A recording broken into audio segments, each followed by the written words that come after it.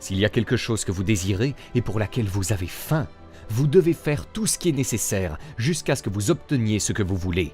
Et lorsque donner le meilleur de vous-même ne suffit pas, vous devez faire ce qu'il faut et ne renoncez pas à vous-même, ne jetez pas l'éponge si rapidement.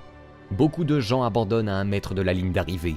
Il y aura des choses qui vous arriveront dans la vie et qui vous déprimeront, mais vous devez toujours vous ressaisir et savoir que vous pouvez y faire face. Vous devez affronter et dire « Je vais le faire de toute façon et je ne vous laisserai pas m'en empêcher ». Et vous devez être si implacable que vous cherchez toujours un moyen de passer, un moyen de percer, un moyen de gagner, un moyen de frapper un grand coup.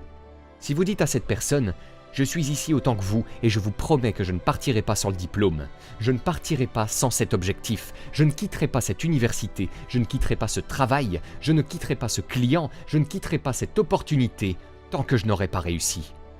Et vous ne pouvez pas revenir à ce même état d'esprit. Vous devez vous concentrer sur ce nouveau jour, cette nouvelle mentalité, ces nouveaux objectifs. Vous pouvez y arriver.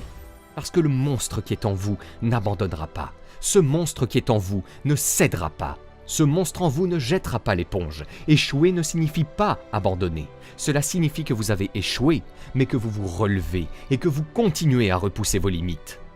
Lorsque vous êtes constamment en train de pousser, de vous lever plus tôt et de lutter contre les douleurs et les inconforts, l'échec ne vous préoccupe pas.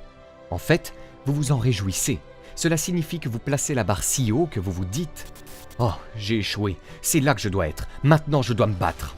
Vous devez être exceptionnel parmi les exceptionnels dans votre monde. Il faut tout donner, et lorsque vous pensez avoir tout donné, vous ne faites que commencer.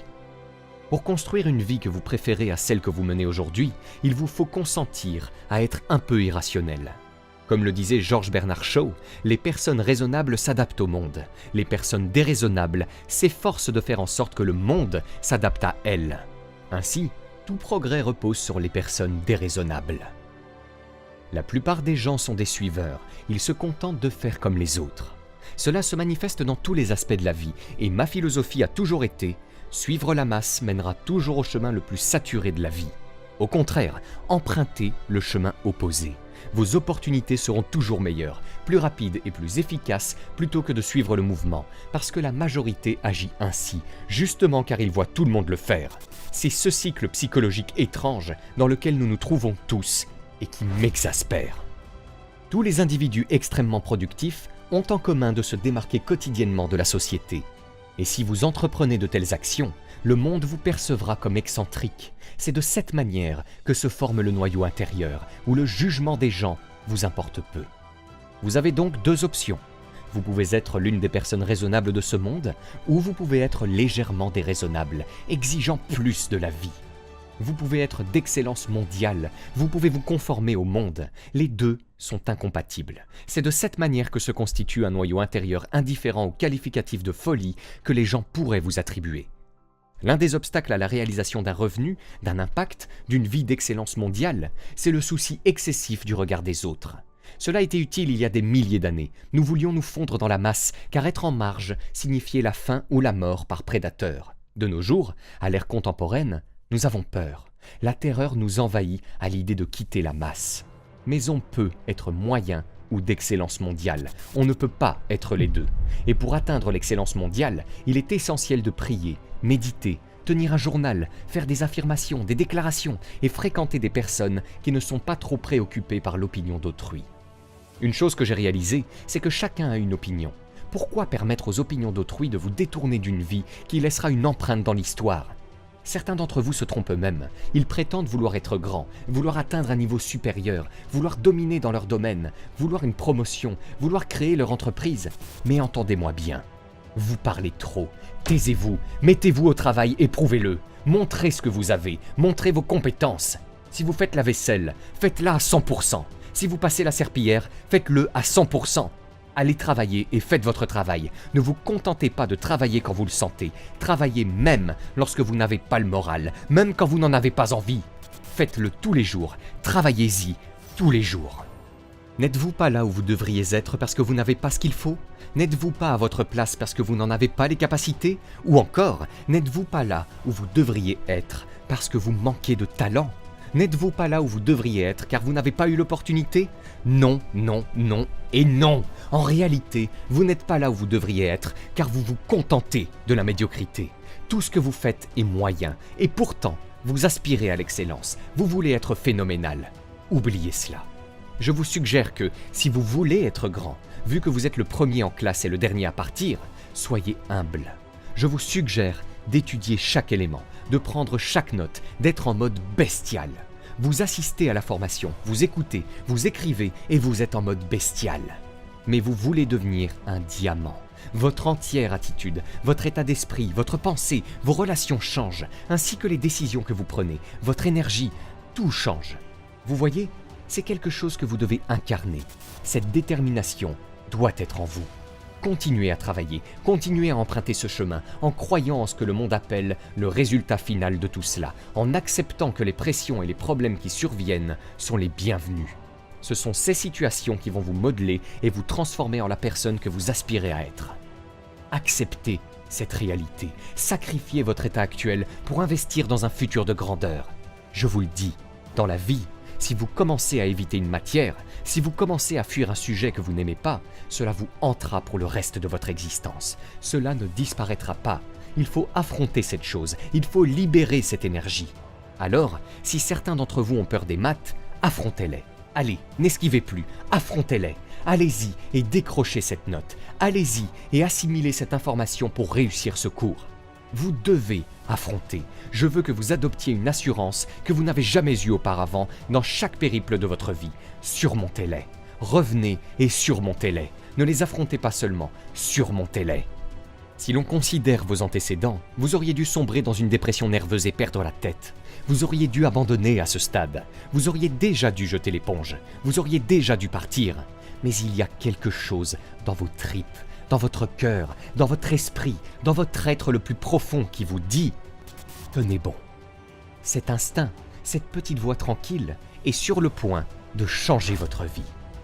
Quelle que soit la situation et les circonstances, toutes les mauvaises choses qui se produisent autour de vous et les défis auxquels vous faites face, vous devez croire au plus profond de votre cœur que vous pouvez y faire face. Ce sera un combat de chien, et si vous êtes mou, vous devriez sortir maintenant. C'est là que vous dites « J'abandonne ». Quoi que vous désiriez, vous devez être prêt à accepter ce qui vient avec. L'adversité, c'est l'adversité. L'opposition, c'est l'opposition. Mais ce qui compte, ce n'est pas tant l'opposition et l'adversité que nous affrontons, que la perspective que nous avons de l'opposition et l'adversité que nous affrontons.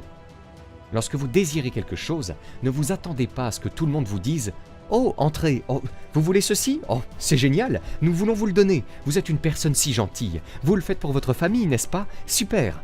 Non, non, la vie n'est pas comme ça. De nombreuses portes vous seront claquées au nez, beaucoup de prêts que vous voudrez obtenir, et on vous dira non, vous n'avez pas assez de garantie, vous n'avez pas assez de crédit. Et la plupart des gens abandonneront. Mais vous devez décider de ne pas avoir peur, et je vais aller jusqu'au bout. Je vais être implacable. Peu importe le nombre de noms que je rencontrerai, je refuse d'être réfuté. Je vous mets au défi de lutter, de travailler, de ne pas vous arrêter là, de croire si fortement en vos aspirations que, vous aussi, vous ne craindrez pas le mot « non ». Mais au contraire, vous choisirez de l'accueillir.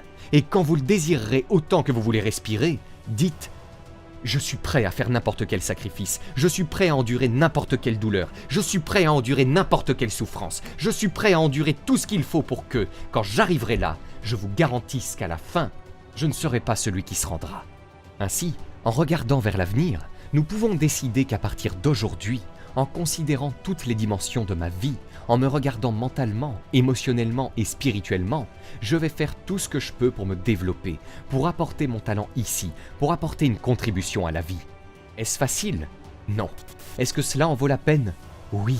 Oui, votre vie en vaut la peine.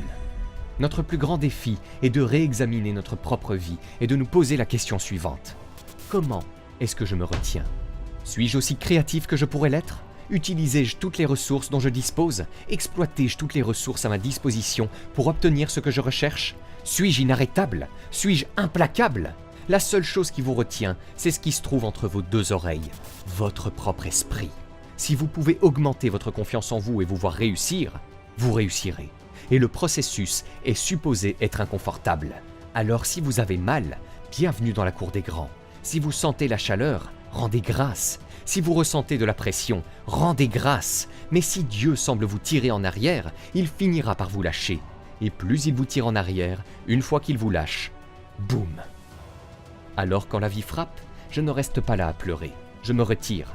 Nous avons parcouru trop de chemin, nous avons surmonté tant de choses, nous avons vu tant de choses, nous avons connu tant de victoires, nous avons fait face à la défaite, nous l'avons regardé en face et nous l'avons surmonté. Nous avons parcouru trop de chemin pour abandonner maintenant. Nous avons trop avancé pour être négatifs, nous sommes allés trop loin pour commencer à trop réfléchir maintenant. Mettez-vous dans une position où vous ne pourrez pas reculer. C'est une question de faire ou mourir, de couler ou nager. Voici ce que vous découvrirez. Vous développerez d'incroyables talents de nageur. Vous vous surprendrez à évoluer comme vous ne l'avez jamais fait auparavant. Grâce à l'inspiration du désespoir, vous deviendrez plus créatif que jamais. Investissez-vous pleinement. Vous voyez, la plupart des gens s'engagent timidement. Ils ne s'investissent pas totalement, ils ne se concentrent pas. Vous ne pouvez pas marquer si vous ne lancez pas le ballon. On ne peut pas faire un home run sans frapper la balle. La plupart des gens ne frappent même pas. Si vous voulez quelque chose, vous devez vous battre avec ardeur. Il faut décider, je le mérite et je l'obtiendrai. Et vous vous investissez pleinement pour l'obtenir. L'esprit de résilience, l'esprit de courage, c'est dans votre ADN, c'est dans votre sang. L'esprit de dépassement coule dans vos veines. Surmonter l'adversité, c'est dans votre sang. Nous devons nous concentrer sur notre destination et non sur notre point de départ et sur ce qui se passe. Il faut dire à la vie, je ne sais pas à qui tu as eu affaire, mais tu n'as pas encore eu affaire à moi. Il faut dire à la faillite, au divorce, à la maladie, je ne sais pas à qui tu as eu affaire, mais cette fois, tu n'as pas eu affaire à la bonne personne. Vous pouvez être et faire tout ce que vous voulez. Et personne ne peut vous arrêter, personne d'autre que vous ne peut vous stopper. Si je peux l'endurer, je peux le réaliser. Si vous pouvez l'endurer, vous pouvez le réaliser. Si vous pouvez continuer à croire, même quand rien ne semble fonctionner, que toutes les forces extérieures semblent s'être effondrées, si vous pouvez maintenir l'espoir, vous avez une chance.